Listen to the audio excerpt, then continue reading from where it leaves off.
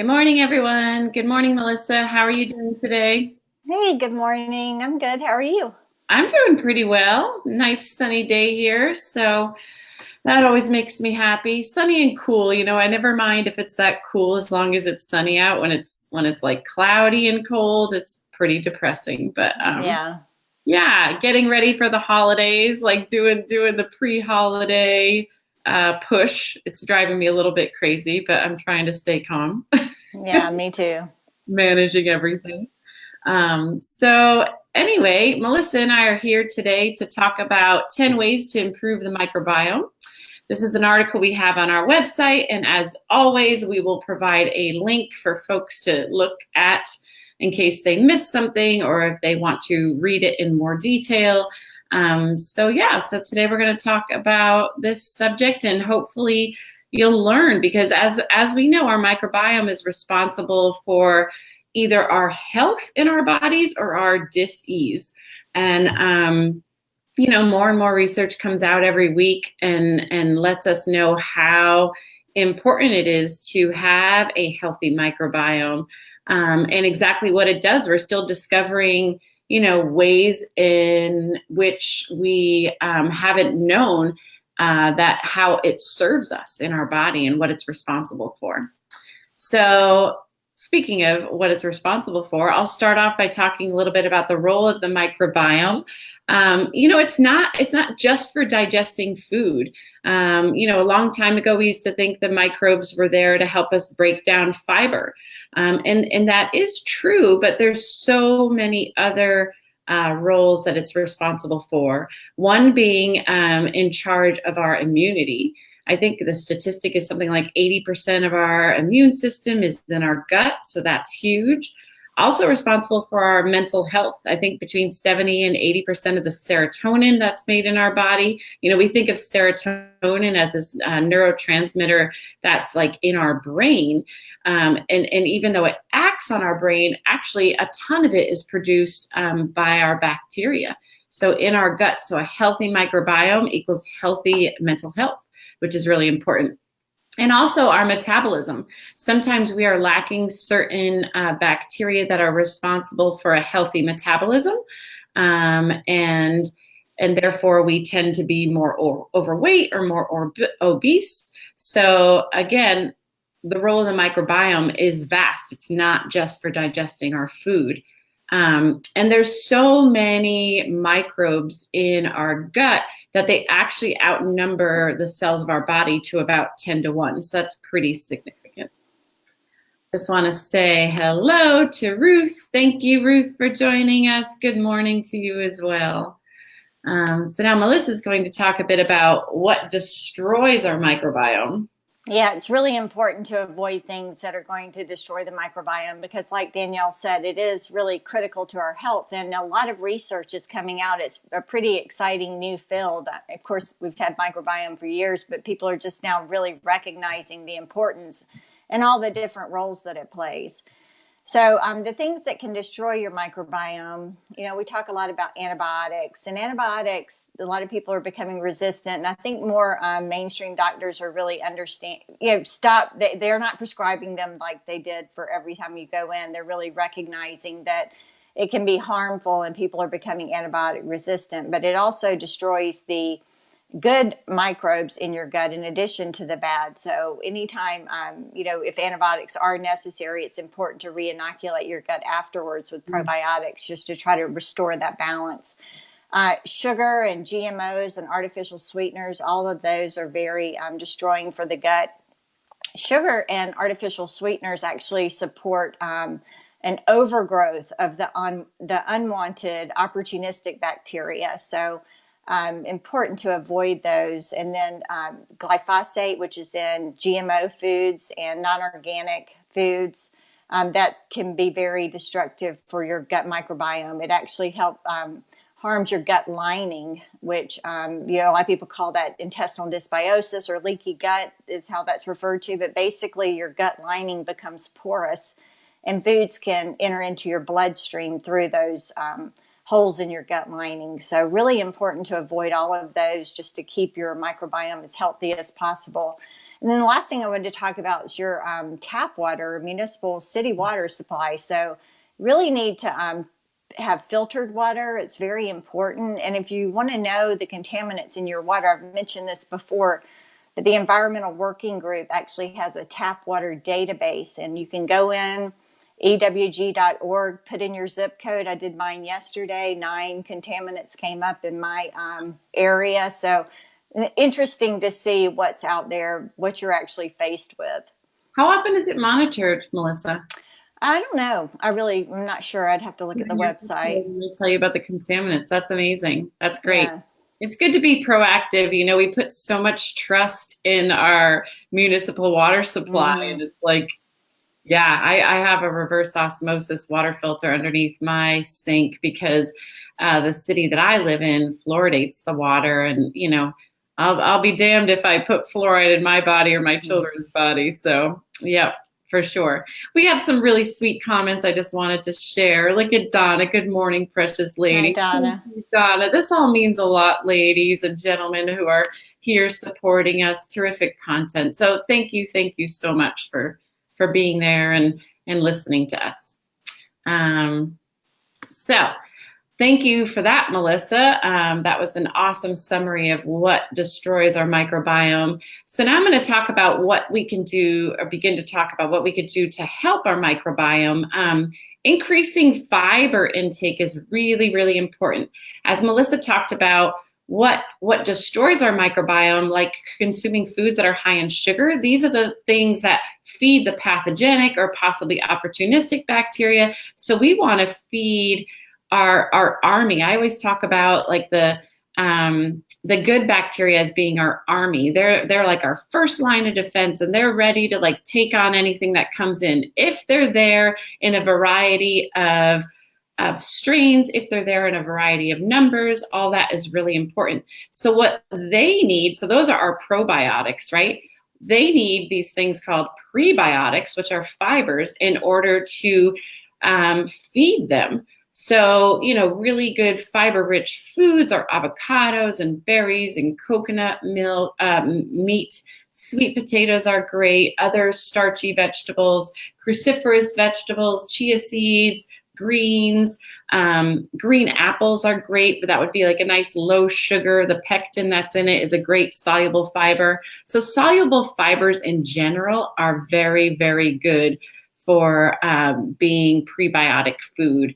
I know in the functional medicine course that I took, we spent a lot of time on trying to, you know, learning what exactly, like which fibers were good. And it's important to have variety, like it is important to have a variety of strains of bacteria. It's important to include a variety of prebiotic fibers because different fibers feed different bacteria.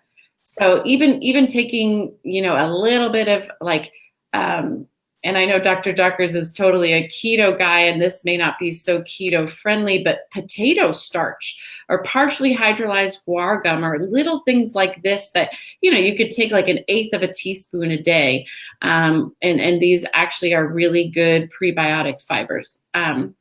So low fiber diets have been shown to starve the bacteria, the good bacteria, and then this also will lead to the degradation of the mucosal barrier. And the mucosal barrier is really, really important as it's along our gut lining, and it's there to protect us from things leaking out. And I'll talk a little bit more about that later. But so increase your fiber intake, especially the soluble fiber.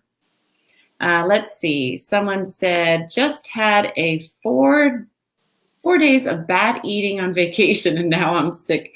It's so important to eat correctly. What's the best way to get back to normal? Well, I guess it depends on like what kind of sickness you're talking about. But, you know, there's nothing like consuming several days worth of, you know, nutrient dense foods and, you know, juicing vegetables, eating lots of bone broth, making sure you're getting in, you know, at least 6 servings of vegetables a day, eating the healthy fats. You could even try a fast. Dr. Duckers loves the whole fasting thing. He thinks it's always very, very healing. So that's something that you can recommend or you can try as well. Okay, so now Melissa, someone else was just asking about, do you recommend taking a variety of fermented foods, and how timely? Melissa's going to talk about fermented foods. Yes, fermented foods, they can really accelerate that healthy bacterial growth and promote flourishing and diverse microbiome, which is really what you want. And uh, Fermented foods are in a variety of things like grass-fed milk kefir, coconut water kefir, sauerkraut, pickles, kimchi. Those are just a few. And some people don't do well on fermented foods. If you have small intestinal bacterial overgrowth, you may not do well on fermented foods, or if you have a histamine intolerance. So if you do notice a reaction to those, it may be something you want to investigate further. And if you could use something instead of fermented foods like a soil-based organism probiotic. We have one called SBO probiotic. So there are other things you can do, but they can be a very healthy part of your diet. And just, a tablespoon. You don't need a ton of fermented foods. Just maybe a tablespoon with your salad or whatever you're having for lunch can really boost that probiotic content. Yeah, absolutely. So hopefully that answered your question, Debbie. All right, now I'm going to talk about intermittent fasting. This seems to come up almost on a weekly basis for us. So yeah, if someone has bacterial imbalances, most likely they have some sort of gut inflammation. Sometimes they also have like low immunity. And so all of this would end up leading to some sort of leaky gut. So fasting allows the body to be able to take a rest, take a rest. And even if it's only for part of a day, sometimes when people think of fasting, they think they have to fast for several days. Any sort of break you can give, I think I've mentioned it before, but I think I try to fast about 16 hours a day. So, the night before I'll stop eating around 8. When I have my little piece of dark chocolate after dinner, and then I won't eat again besides my coffee until probably about noon. So, just giving your body some sort of break on a daily basis is great. You can consume water with lemon juice, fresh squeezed lemon juice, or apple cider vinegar. Drinking nutrient-rich bone broth could be considered a fast for some, but it's also like just super nourishing to the gut lining. It contains a lot of glutamine and also collagen-rich gelatin, which is really, really important to the intestinal lining. So, Melissa, go ahead and talk to us about the bad guys. Yes, and I was thinking about this when she just mentioned 4 days of vacation and she came home sick, because I've had that happen to me before, and it was actually the bad guy. So it was pathogens that had gotten in my system while I was away. So if you do notice things that, it's not going away after a few days of eating right, you may want to reach out to us so we can help you with an antimicrobial protocol. But when you have bacterial imbalances, your ability to fight off pathogens like yeast and bacteria and parasites, it's lowered. So it really opens up the door for these opportunistic things to enter your bloodstream and your body. So these damage the gut, they release toxins, they crowd out healthy bacteria. So really important to get rid of any of those pathogens that you may have. The probiotics I was talking about, the SBO, that can help fasting, and then different antimicrobial herbs. Danielle and I use a lot of different antimicrobial herbs in our practice, so to help people get rid of things. GI regulator is one that we have at Dr. Jocker's with berberine and bayberry and grapefruit seed. It also has some zinc. That can be a really great one to try. It's not as potent as some others, so people seem to tolerate it really well, but it can be very effective. Yeah, I agree. So the next step is to try to fortify the mucosal barrier. So like I mentioned before, this mucosal barrier lines itself inside the intestinal lining. And this is really important because it's basically providing our body protection from what is going in our body to, like, in our mouths, through the digestive tract, And, the toxins we want to excrete out the other end. We don't want these toxins to be released into our bloodstream. So if we have a healthy mucosal barrier, we're able to provide protection between the toxins that might be inside our intestinal wall and our actual bloodstream. So this is really important. And in order to be able to have a healthy mucosal barrier, we want to follow an anti-inflammatory diet. We want to consume nutrient-dense foods. We want to sip on bone broth throughout the day. And my favorite is to make it. I think, there's nothing better than homemade bone broth. I was at the store the other day, and I've seen like frozen bone broth, or I've seen bone broth in cartons, but this one I saw like in a glass container, and I was thinking, wow, this is pretty cool. I was a little concerned about how many of their products get broken on a daily basis, but we also have bone broth that you can buy, like powdered bone broth, on our website. We have things like collagen peptides that would be helpful. We also have our gut healing protein and our gut repair. So all of these products would be really good in helping fortify the mucosal barrier. Go ahead, Melissa. Okay, get out in nature. I love to encourage my clients to get outside, and it's really my way of not only experiencing nature, but just getting rid of stress relief, which I'm going to talk about next. But barefoot contact with the earth really improves your mood. It boosts your creativity, helps your sleep. Animals, plants, dirt, they all have their own bacterial microbiome. So when we come into contact with these, we actually acquire unique and diverse bacteria. Studies show that kids with pets have lower rates of allergies and obesity even. So really important to expose yourselves to other things. And, organic produce can be a good way to do it. You can rinse it off, but it'll still have some of that good bacterial rich dirt on it. The good bacteria. We don't want the bad bacteria like the romaine just had on it. But, so... So just something to think about, when I go to my kids' ball games, I've got 4 kids, so I'm always at a ball game. And when they're outside, I'll just take some shoes or take my tennis shoes off and put my feet on the ground. And it's just great to be grounded and be out in nature and experience all the benefits. Absolutely. I always feel so much better. I'm lucky where I live. There are a lot of trails, and, just getting outside on a daily basis and getting fresh air, getting, soil through your feet if you can. A little hard this time of year in New England, but you always just feel so much better. To me, it feeds my soul. It really does. Yes, me too. Yeah. And then something else we may not think about is boosting our own home's microbiome. And like Melissa was just talking about, your pets, they have their own microbiome. So people with pets are shown to have perhaps a more diverse microbiome. And we want to not create a sterile environment. I make fun of my mother, my poor mother. I love her to death. But she, even I'm a bit of a clean freak, but I use all natural products. I've used nothing but all natural products in my home for probably the past 16 years, since my second daughter was born. And I started just learning more about the dangers of harsh chemicals. Sometimes we create such a sterile environment that we're killing off the good bacteria as well as the bad bacteria. So, the moms who are constantly rubbing their kids' hands with the antimicrobial gel or whatever before they eat, sometimes it's good to keep these bacteria on our hands so that, we ingest the bacteria and that it helps strengthen our immune systems.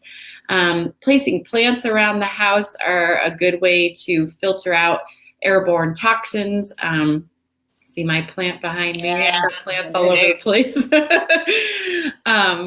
So I really like that. And then also opening up your windows so that you're getting in fresh air. So natural ways to detoxify your home rather than using, harsh chemicals to do so. All very important. Okay, let's see. Someone has a question. Carol, what is a good option for fortifying mucosal barrier? If you can't have bone broth because of glutamate, I also can't have any dairy. So is it the glutamate itself? Because I was going to say you could take glutamine, but yeah, that's a tough one. I would say probably other things that are important to do are getting in enough zinc, enough vitamin A, vitamin D, and then maybe taking things like butyrate or butyric acid. Those things are also very good for the intestinal lining if you can't handle glutamate. I would also, add, Melissa? yeah, I was going to recommend aloe. Aloe, yeah, aloe is great, especially for the stomach lining, right? I always think of aloe in the stomach lining. And then you can also look at our gut repair, which has aloe in it, or our gut healing protein. That's a really good one too. And those, wait, does gut healing protein have glutamine in it? I think it might. Gut repair does. Gut repair does. I'm not sure about gut healing protein. It may. Gut defense is one to think about. It actually boosts the immunoglobulins. It's really great for the gut's immune system, and that can help with that whole gut lining. I love that product. It's called Gut Defense. You can look that up. Yeah. And then lastly, again, something I feel like we cover every week, stress. Yes, stress. Research shows that chronic stress actually alters your gut bacteria. And we're just in this society, and especially this time of year, it's just stress, stress, stress. So doing things like walks in nature can help, prayer, meditation, journaling. I love gratitude journaling. It just kind of puts your mind in the right place before you go to sleep, particularly, or right when you wake up. Focus on the things you're grateful for. Another thing, don't stress over being perfect. Sometimes we hear all this health information and we try to do everything, and then if we're exposed to something, we panic, and that actual stress from worrying about not doing something perfectly can be worse for your health. Some of my clients, several were asking me around Thanksgiving, well, what if I slip up, and what if I have something? And I'm like, the worst thing you can do is have it and then stress about it, because you've got the food and then you've got the stress. So if you choose to have something, then enjoy it, make the decision, enjoy it, don't stress about it, and just do your best to get back on track the next day. So that's really the message I want to send, is do your best. It's not about being perfect. From a recovering perfectionist, I just want to say, it's not good for you. It wasn't good for me. It's really probably what led to my health crisis, trying to be perfect. So, we all have to just do the best we can. And we put this information out there. Take what you can, do your best, but it's not about being perfect. Absolutely. And, when you fall off track, forgive yourself. It's so important to forgive yourself and forgive others, right? Yes. Holding on to that is only hurting you. Well, thank you so much, everybody, for joining us. I want to end with one last comment. Thank you so much, Dr. David Jockers and beautiful ladies, for great information. Thank you. Yeah, thank you. Thank you. Is it Faranza? That's a great name. Farzana. So thank you all for joining us today. Melissa and I will be back next week to do I think we'll probably do maybe something about a little bit more into the gut, or healing the gut. So we'll talk a little bit more about that.